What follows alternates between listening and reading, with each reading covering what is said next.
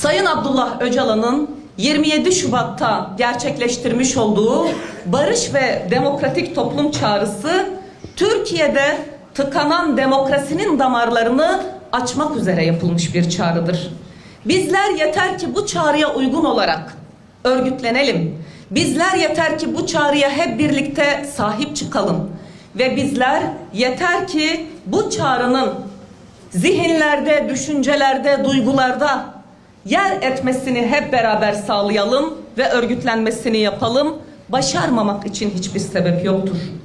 Ve şunu bilelim ki bu sürecin gerçekten en önemli aktörleri, bu sürecin en önemli özneleri her daim kadınlar olmuştur ve şimdi bu güncel süreci de kadınlar olarak hep birlikte omuzluyor, hep birlikte ileriye taşımak istiyoruz.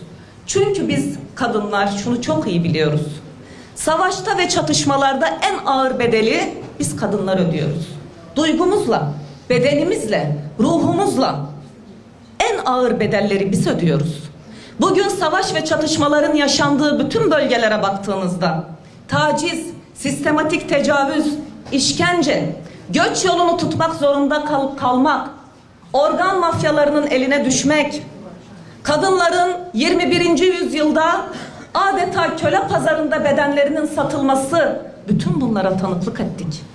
Savaş ve çatışmaların bütün bunları körüklediğini, sürüklediğini, derinleştirdiğini en iyi biz kadınlar biliyoruz.